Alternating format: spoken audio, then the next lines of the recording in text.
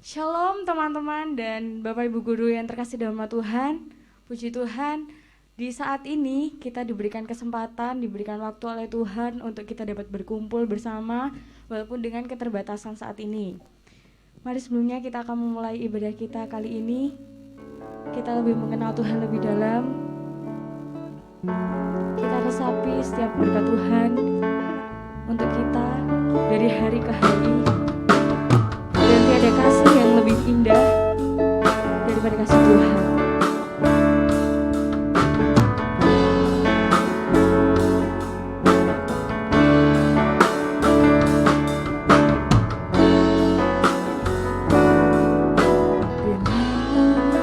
Ku buka mataku dan lihat wajahmu, ku terkagum bila ku lihat hidupku dan karya tanganmu. Ku tersanjung karena semua yang baik dalam hidupku itulah karyamu. Kau beri kesempatan yang baru dan ku ingin mengenalmu Tuhan lebih dalam dari semua yang ku kenal. Tiada kasih yang melebihimu, ku ada untuk menjadi penyembahmu. Mari kita pujikan sekali lagi dengan segala berdoa. Bila ku buka mataku dan lihat wajahmu, ku terkagum bila ku lihat hidupku dan karya tanganmu. Ku tersanjung karena semua yang baik dalam hidupku itulah karyamu. Kau beri kesempatan yang baru dan ku ingin mengenalmu Tuhan lebih dalam dari semua yang ku kenal. Tiada kasih yang melebihimu, ku ada untuk menjadi penyembahmu. Ingin mengenalmu lebih dalam dari semua yang ku kenal. Tiada kasih yang melebihimu, ku ada untuk menjadi penyembahmu. Mari teman-teman kita bersatu dalam doa. Ya Tuhan, terima kasih ya Tuhan. Terima kasih atas berkat-Mu bagi kami ya Tuhan. Kau selalu berikan yang terbaik untuk kami. Kau berikan kesehatan untuk kami. Kiranya Engkau telah berkati setiap anak-anak-Mu ya Tuhan, setiap pergumulannya,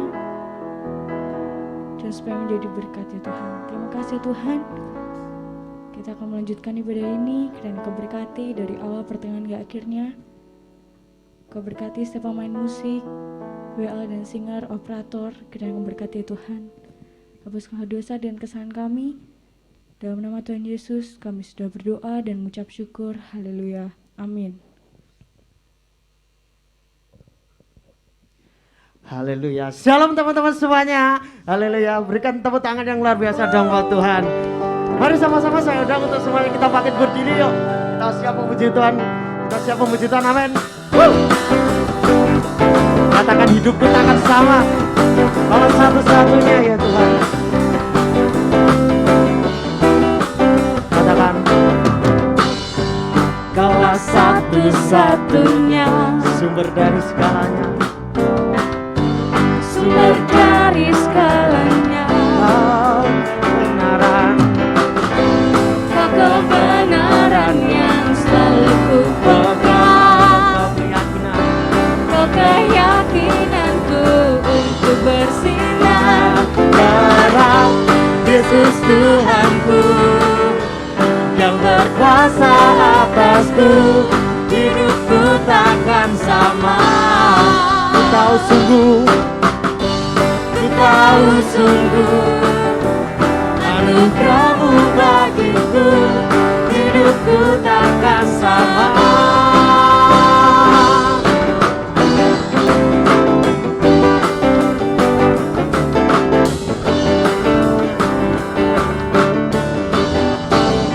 Haleluya, berikan sorak-sorai terbaik buat Tuhan. Haleluya, silakan duduk kembali teman-teman.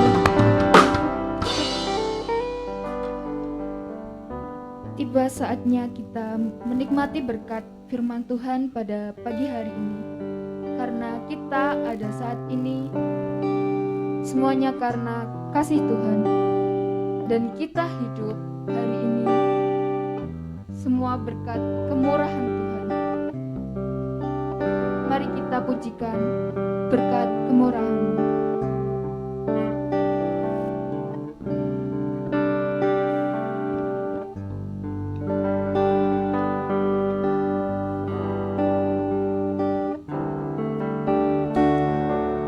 Kau hiasi kehidupanku dengan kemurahan-Mu.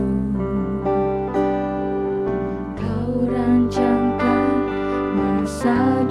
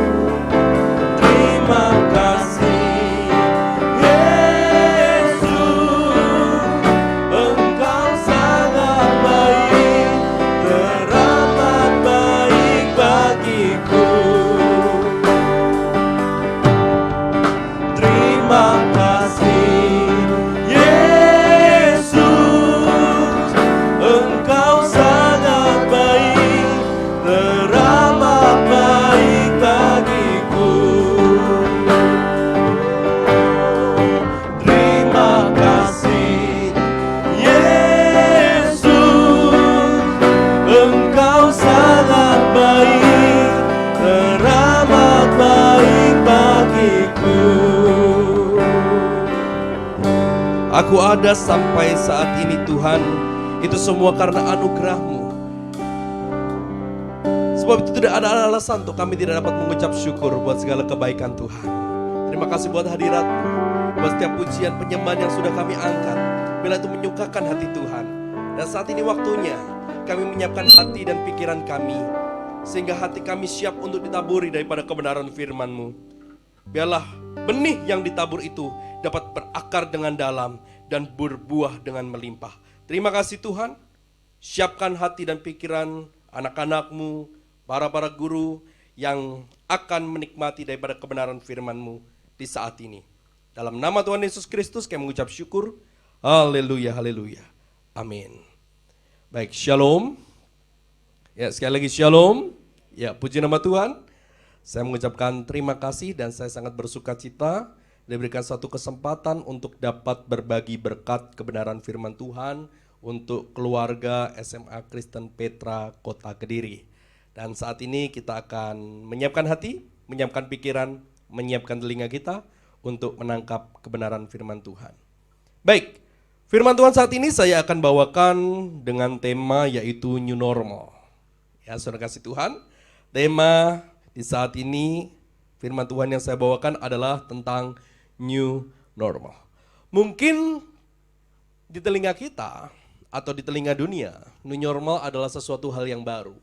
Tapi kalau saya mau katakan, saudara kasih oleh Tuhan, bahwa khususnya sebagai orang percaya, New Normal bukanlah sesuatu hal yang baru. Sebab kita harus tahu kita dipanggil untuk membuat suatu perbedaan.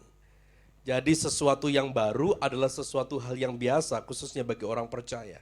Kenapa disebut dengan New Normal? Karena memang aktivitas kita yang biasa kita lakukan seperti biasanya itu sedikit berubah, saudara. Ya, dengan kata lain kita harus mengikuti protokol kesehatan, yaitu dengan menggunakan masker, atau kita harus mencuci tangan kemanapun kita pergi, ataupun ketika kita pulang kita menggunakan hand sanitizer, atau ketika kita pergi ke tempat-tempat umum maka kita akan dites suhu badan kita. Dan itu adalah sesuatu yang baru. Kemanapun kita pergi kita akan mendapatkan itu menjadi suatu ciri khas yang baru. Makanya disebut sebagai New Normal. Tetapi bagi kita sebagai orang percaya, kehidupan yang baru itu sudah dimulai sejak kapan? Sejak ketika Yesus mati di atas kayu salib, kehidupan manusia lama kita sudah dirubah menjadi kehidupan yang baru. Amin, saudara kasih oleh Tuhan. Maka saat ini kita akan bersama-sama mempelajari kebenaran firman Tuhan yang saya akan bawakan dalam Efesus pasal yang ke-5.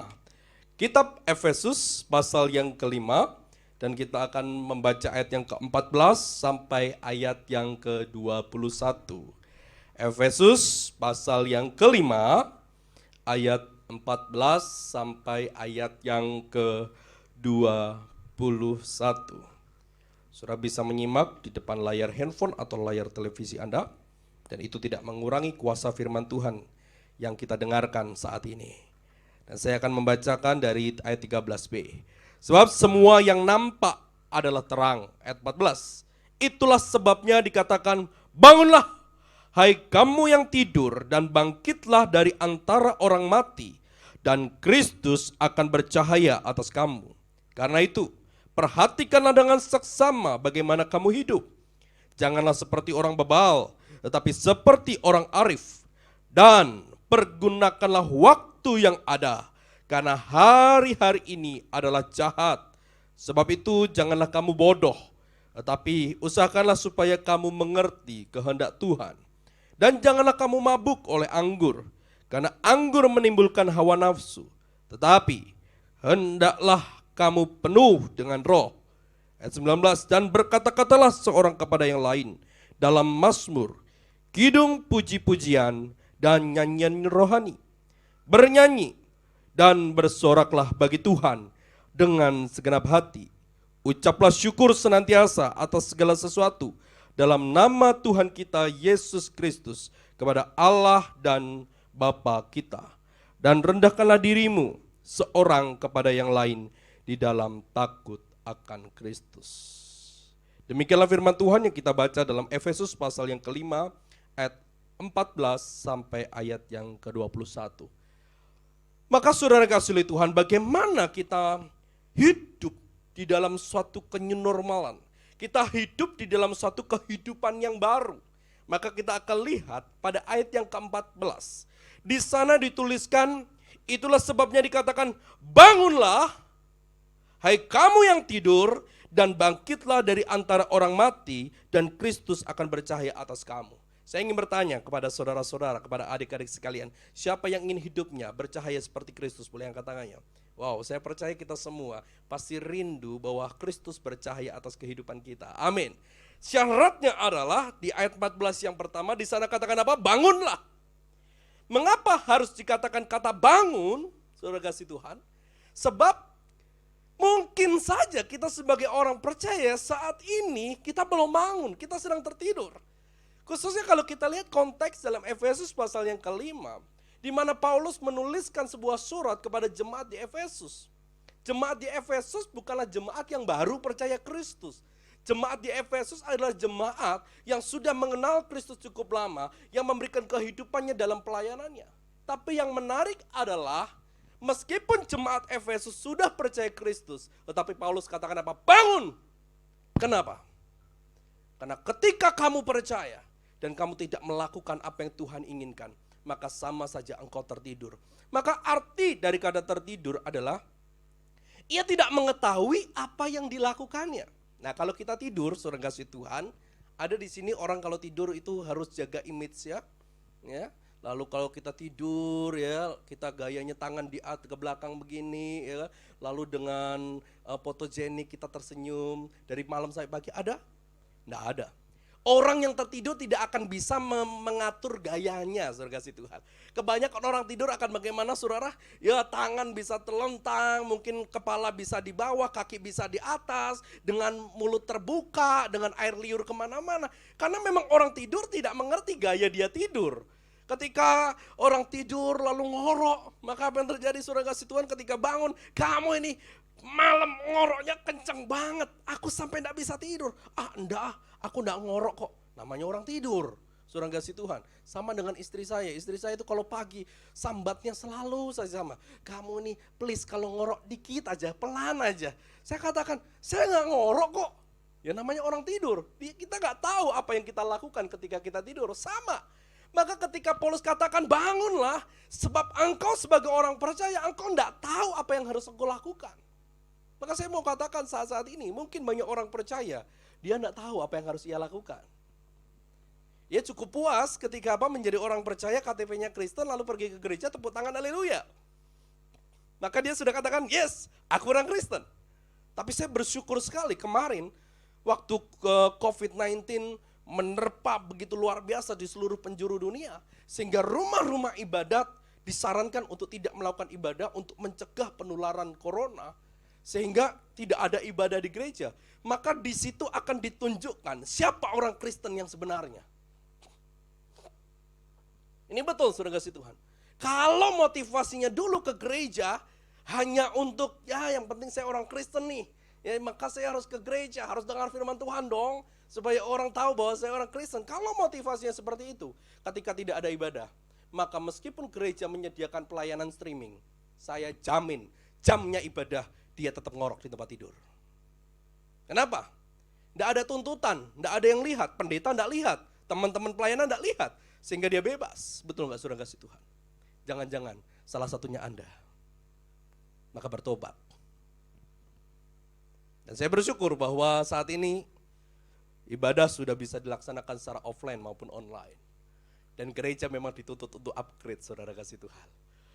Tetapi memang itulah yang terjadi. Kita sebagai orang percaya terkadang bingung. Apa sih yang harus kita lakukan sebagai orang percaya? Cukupkah kita menjadi orang Kristen tapi tidak melakukan gaya hidup Kristen?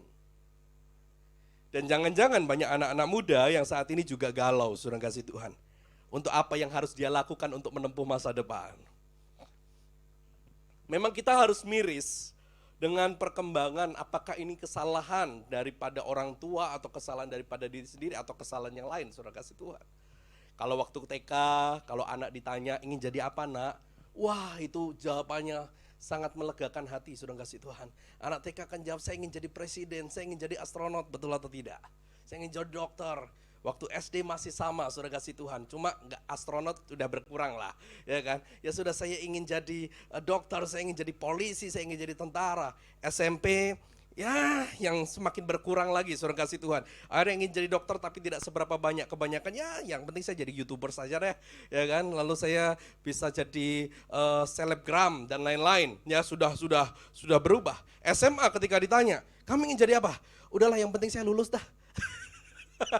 Ya kan? Oh, dari presiden, astronot, dokter, Instagram, ya kan? Instagram sampai SMA kalau ditanya mau jadi apa, udah yang penting lulus dulu dah. Nanti kuliah ntar aja. Nah, ini memang dilema hari-hari ini. Banyak generasi-generasi saat ini mereka tidak tahu apa yang harus mereka raih, apa yang harus mereka terjang, apa yang harus mereka capai. Ya, sehingga ya sudahlah, kita menghabiskan waktu sebaik-baiknya. Itu kita akan pelajari selanjutnya. Maka kalau kita lihat ayat yang ke-15, bagaimana ciri khas orang yang bangun itu. Maka kita akan lihat ayat yang ke-15. Karena itu perhatikanlah dengan seksama bagaimana kamu hidup. Seperti tadi katakan, orang tidur dia tidak akan bisa memperhatikan gayanya. Maka orang yang bangun ciri khasnya adalah dia mampu memperhatikan dengan seksama bagaimana caranya kita hidup. Janganlah seperti orang bebal, tetapi belajarlah supaya kita seperti orang arif. Saudara kasih oleh Tuhan. Maka kalau saya katakan di sini, masalah terbesar generasi saat ini bukan karena dia tidak tahu apa tujuannya. Mungkin banyak, ya apalagi orang percaya, anak-anak Tuhan kalau ditanya, apa sih tujuannya hidup? Waduh, jawabannya pasti sama, saudara kasih Tuhan. Ketika ditanya apa tujuannya untuk hidup? Wah, kami hidup hanya untuk melayani Tuhan. Wah, itu udah jawaban umum, saudara kasih Tuhan. Tetapi kalau ditanya melayani Tuhan yang bagaimana? Yang penting melayani, Pak. Itu sama saja dia nggak tahu, saudara kasih Tuhan. Tapi oke lah, kalau saya bisa katakan kebanyakan daripada kita tahu apa tujuan kita hidup. Ya selain secara singkat atau secara umumnya adalah kita memberikan hidup kita untuk menyenangkan hati Tuhan. Tapi saya mau katakan, tetapi banyak yang mengizinkan untuk banyak hal mengalihkan perhatiannya. Sehingga tidak akan sampai kepada tujuannya. Sekali lagi saya katakan, masalah terbesar untuk generasi saat ini bukan dia tidak tahu apa tujuannya. Tetapi generasi saat ini banyak sekali yang mengizinkan hal-hal lain untuk mengalihkan perhatiannya. Kalau saya gambarkan seperti ini, apalagi saudara kasih Tuhan, pendidikan secara ini kan online nih ya. Anak-anak SMA, yes online, berarti apa? Nggak ke sekolah, belajar di rumah, bisa tidur-tiduran. Kan biasa seperti itu pikirannya. Halo, saudara kasih Tuhan. Maka ketika dikasih tugas seperti apa? Ya sudahlah, kalau besok ada ulangan, kalau besok ada tugas, ya sudah kita belajar saja. Tapi apa yang terjadi ketika kita serius ingin mengerjakan tugas, saudara kasih Tuhan? Ya, kalau anak SMA nih, ya saya pernah SMA juga, saudara. Maka ketika kita lagi ngerjain tugas, lalu handphone kita ada di sebelah buku kita, maka kita lihat di sini tujuan kita adalah untuk mengerjakan tugas hingga selesai. Tetapi ketika kita lagi fokus mengerjakan tugas, apa yang terjadi? Tiba-tiba WA ceting. Lalu apa yang lihat? Ya kita lihat di WA dah. Oke, ketika lihat di WA, waduh, si Yayang lagi chatting, gimana, lagi apa, lagi makan. Oke, diladenin, ya apa-apa lah, 5 menit aja ngeladenin si Yayang gitu ya. Lalu letakin lagi, kerjakan lagi, centing lagi. Apa yang terjadi, saudara kasih Tuhan? Maka tugasnya gak akan pernah selesai. Dia akan fokus kepada apa? Handphonenya. Ada salah satu buku yang pernah saya baca, buku itu mengatakan begini. Jika musuh tidak bisa menyerang secara langsung, yang dilakukan oleh musuh adalah mengalihkan perhatiannya. Dan ini adalah strategi perang, saudara.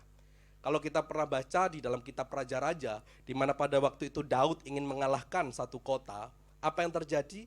Ketika Daud mengalahkan kota itu diserang secara langsung, Daud kalah, saudara kasih Tuhan. Maka Daud mundur. Lalu apa yang dilakukan oleh Daud? Daud berdoa kepada Tuhan dan Tuhan berkata, kitari kota itu. Maka apa yang dilakukan oleh Daud? Daud membelah atau membaginya setengah prajuritnya. Setengah prajurit itu untuk menerjang langsung, saudara kasih Tuhan. Sedangkan setengah prajurit yang lain disembunyikan untuk mengitari kota secara di balik layar. Ya, maka apa yang terjadi? Ketika pasukan Daud menyerang kota itu, maka kota itu menyerang balik. Maka Daud pura-pura kalah, mundur. Apa yang terjadi? Seluruh pasukan kota tersebut mengejar dari pasukan Daud. Sehingga kota tersebut kosong. Maka apa yang dilakukan oleh Daud? Setengah pasukan Daud mengalahkan kota itu. Kita lihat di sini. Jika musuh tidak mampu menyerang secara langsung, maka yang dilakukan oleh musuh adalah mengalihkan perhatian. Nah, saudara kasih oleh Tuhan, memang kebanyakan daripada kita mudah teralihkan daripada tujuan hidup kita. Maka kita sebagai anak-anak Tuhan, khususnya adik-adik sekalian yang saat ini masih usia SMA, mungkin banyak hal yang mengalihkan perhatianmu saat ini. Engkau tidak lagi fokus di dalam menimba ilmu, mungkin saja ketika engkau berada di rumah engkau rasa bahwa ya sudahlah, yang penting saya ngerjakan bebas, ngerjakan tugas dari guru, kita yang penting ngumpul ya, lalu ulangannya ulangan sajalah. Saya enggak tahu di sini kalau ulangan online itu bisa open book atau bagaimana ya. Masih bisa open book, langsung ada yang jujur, oke, bisa open book gitu ya. Sehingga rasa-rasanya tidak ada tuntutan untuk seorang siswa harus belajar. Tapi saya ingin menghimbau bahwa saat ini cobalah kita harus meneliti kehidupan kita. Jangan sampai kehidupan kita ini dialihkan oleh sesuatu hal yang tidak berguna. Ya, kita membuang waktu itu dengan kesia-siaan. Maka pentingnya untuk kita mengatur segala kehidupan kita, khususnya sebagai orang-orang percaya.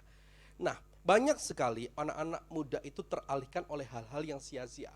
Salah satu contohnya adalah kebiasaan yang buruk. Ya, kebiasaan buruk itu dimulai dari apa, saudara kasih Tuhan? Kebiasaan buruk itu dimulai daripada sesuatu yang kita ulang terus-menerus dan kita lakukan itu padahal kita tahu bahwa itu adalah satu hal yang salah. Baik itu dipengaruhi oleh orang tua maupun komunitas kita. Maka penting sekali untuk kita menyelidiki. Bukan hanya menyelidiki diri kita sendiri, saudara kasih Tuhan, tapi menyelidiki komunitas yang kita punya. Dalam Mazmur 1 ayat 1, di sana katakan apa? Berbahagialah orang yang tidak berjalan di jalan orang fasik, yang tidak berdiri di jalan orang berdosa, dan yang tidak duduk di dalam kumpulan pencemooh. Apa artinya? Yang tidak berjalan, yang tidak berdiri, dan yang tidak duduk. Yang dimaksud adalah tidak berada dalam satu komunitas yang salah. Kalau saya mau katakan bahwa banyak teenagers atau anak-anak remaja atau anak-anak muda, kalau kita katakan bahwa kenapa kamu rokok? Aslinya mereka tidak mau merokok, saudara kasih Tuhan. Tapi kenapa mereka bisa merokok? Karena komunitasnya adalah komunitas yang merokok. Maka kalau anak-anak tidak merokok, maka mereka akan dihina, saudara kasih Tuhan. Kamu ndak cool sih, kamu ndak keren, kamu ndak maco ketika kamu ndak ngerokok. Tapi saya mau katakan, saudara kasih Tuhan, ketika ada teman-teman mengatakan kalau nggak ngerokok nggak maco, kalau nggak ngerokok nggak keren, saya mau katakan banci itu ngerokok, saudara kasih Tuhan. Berarti siapa yang banci? Ya, Anda jawab sendiri. Ya, berarti yang banci siapa? Yang ngerokok. Justru yang nggak ngerokok itu maco. Maka untuk maco, untuk cool, engkau nggak harus merokok, saudara kasih Tuhan. Anak-anak muda, engkau bisa olahraga, engkau bisa latih tubuhmu. Coba bisa bayangkan dengan tubuh yang kekar seperti itu, pakai baju apa saja kelihatan bagus, orang akan lihat, wih cool. Ya, jadi bukanlah sesuatu hal yang buruk ketika kita mengarahkan kepada sesuatu hal yang baik. Maka cobalah cari suatu komunitas yang baik. Kalau kita lanjutkan, berbahagialah orang yang tidak berjalan di jalan orang fasik, yang tidak berdiri di jalan orang berdosa, yang tidak duduk dalam kumpulan pencemooh. Tetapi apa? Yang kesukaannya merenungkan firman Tuhan siang dan malam.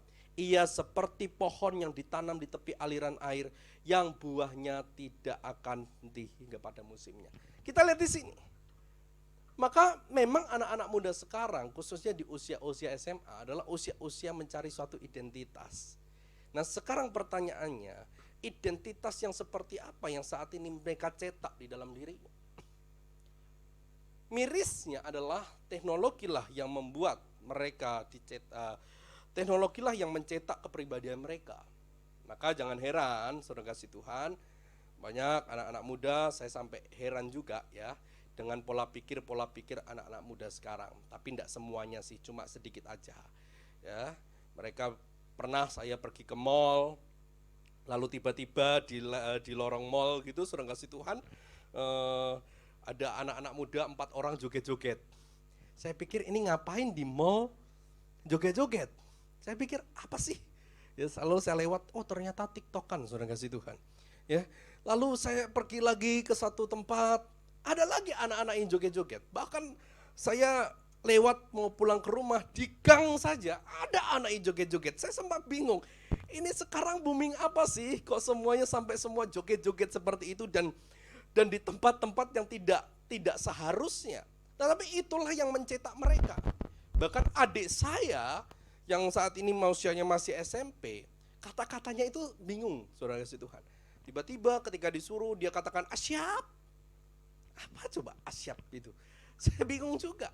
Lalu aduh, kata anjir, jir dan lain-lain. Bagi saya ini apa sih? Saya sebagai orang yang masih belum tua juga. Generasi masih generasi yang selisih dikit, tetapi itu saja sudah saya tidak bisa memahami pikiran-pikiran mereka. Dan itulah yang membentuk anak-anak muda sekarang. Maka kalau orang tua, saya katakan bahwa yang nonton ini pun juga banyak orang tua. Ya, maka orang tua kalau engkau tidak membiarkan anakmu dididik dengan kebenaran firman Tuhan, maka dunia yang akan mendidik anak-anakmu. Kalau engkau tidak mau direpotkan dengan anakmu mulai saat ini, maka nanti di masa tua anakmu yang akan merepotkan kamu. Maka belajarlah untuk mendidik anakmu sejak saat ini untuk mengenal kebenaran firman Tuhan. Jangan hanya dikenalkan dengan video-video, dengan aplikasi-aplikasi yang tidak berguna, tapi tidak ada nilai-nilai kebenaran firman Tuhan. Maka ketika nilai-nilai kebenaran firman Tuhan ditanamkan, khususnya kepada engkau, anak-anak muda sejak dini, maka ketika engkau melangkah, maka engkau akan bisa melihat langkah-langkah yang aku laksanakan, langkah-langkah yang aku jalani, apakah ini sesuai dengan kebenaran firman Tuhan atau tidak. Maka ayat 15 begitu jelas, perhatikan dengan seksama bagaimana kamu hidup. Janganlah seperti orang bebal. Kata bebal di sini menggunakan kata full, bodoh. Seperti orang tidak berpendidikan. Seperti orang yang tidak mengenal Allah. Jangan seperti orang bodoh. Tetapi hiduplah seperti orang arif, orang yang berhikmat. Orang berhikmat, dia tahu kapan dia harus bertindak.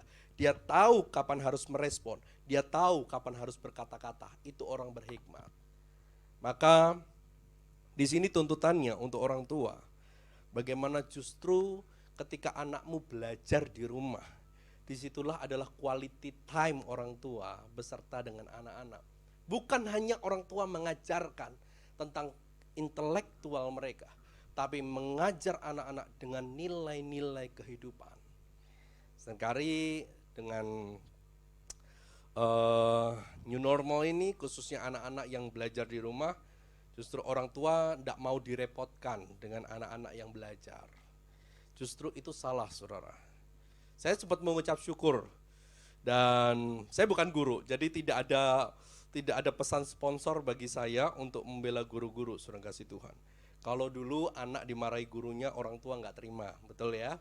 Sekarang orang tua baru ngerasain bagaimana didik anak. Nah itu dia.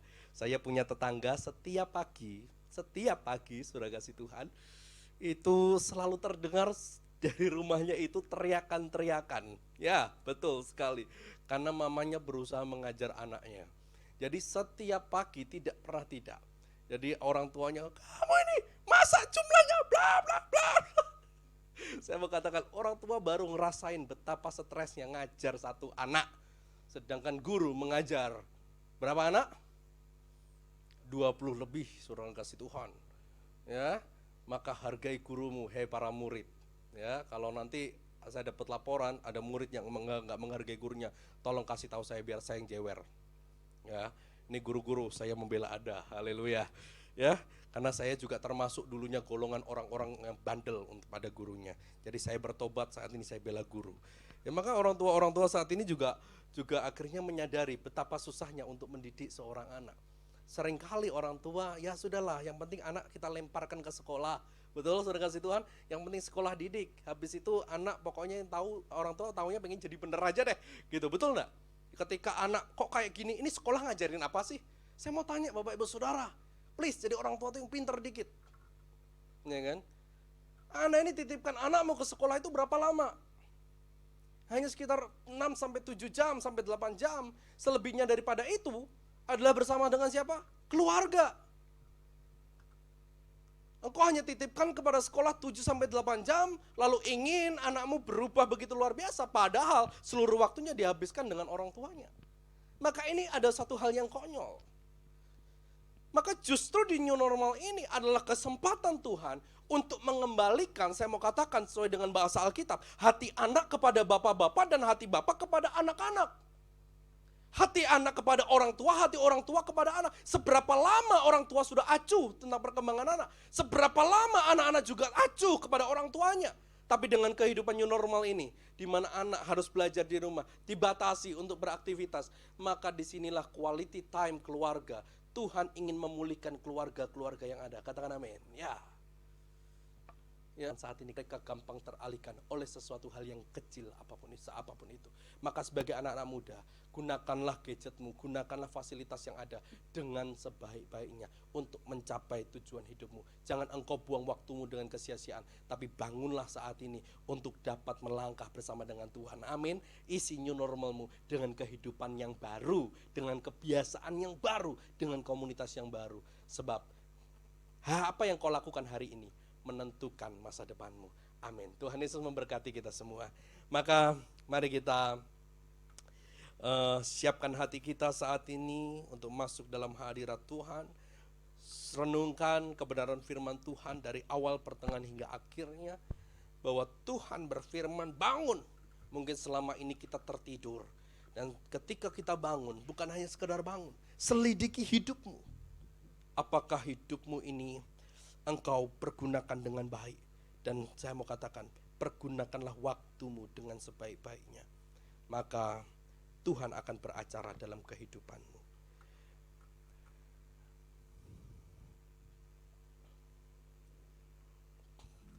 Mari kita akan nyanyikan sebelum kita masuk dalam doa. Bahwa hanya satu pribadi yang mengenal kita. Lebih dari siapapun, hanya ada satu pribadi yang mengetahui kita. Dia tidak peduli masa lalu kita, dia hanya peduli kepada masa depan kita. Oleh sebab itu serahkan hidupmu kepada pribadi yang seperti ini. Terima kasih Tuhan, terima kasih Yesus, haleluya. Bapa, Engkau mengenalku lebih dari siapapun. Engkau tahu ceritaku dan isi hatiku. Tak peduli masa lalu, tak peduli masa lalu.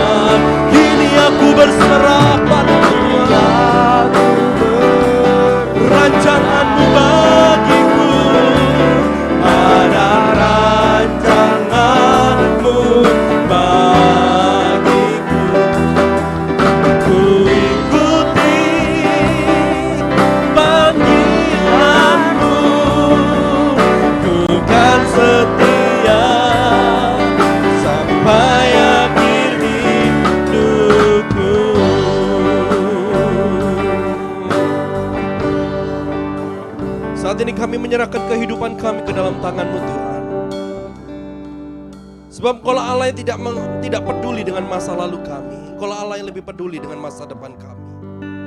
Saat ini ubah setiap anak-anak-Mu, perbaharui, sempurnakan menjadi satu karya yang indah. Mananya semua orang akan terkagum melihat kehidupan anak-anak muda-Mu. Kami percaya Tuhan saat ini bahwa rancangan Tuhan bagi setiap kehidupan anak-anak-Mu adalah begitu luar biasa. Dan biarlah kami tetap setia Tuhan sampai akhir kehidupan kami. Terima kasih buat firman-Mu saat ini Tuhan, yang sudah ditaburkan. Mungkin hamba-Mu terbatas dalam membagikan kebenaran firman ini. Tapi hamba sangat percaya firman yang sudah ditaburkan tidak akan berlalu dengan sia-sia. Tapi firman yang ditaburkan akan jadi satu rema yang hidup, mengubahkan setiap kehidupan anak-anak-Mu, bahkan hamba-hamba-Mu yang mendengarkan. Sehingga kehidupan kami makin hari, kami menjadi semakin luar biasa. Bagaimana kami mempergunakan kehidupan kami, bagaimana kami meneliti tingkah laku kami, perkataan kami, kehidupan kami. Untuk makin hari kami makin sama seperti Engkau. Terima kasih Tuhan buat kasih-Mu, buat hadirat-Mu, buat ibadah yang indah saat ini. Mulai dari awal, pertengahan hingga akhirnya, kami merasakan hadirat Tuhan. Kebenaran firman-Mu sudah taburkan mengenyangkan roh kami. Kami serahkan segala sesuatunya hanya di dalam nama Tuhan Yesus Kristus. Haleluya, haleluya. Amin. Puji nama Tuhan.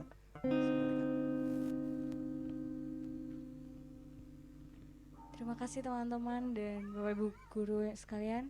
Terima kasih, Tuhan Yesus memberkati.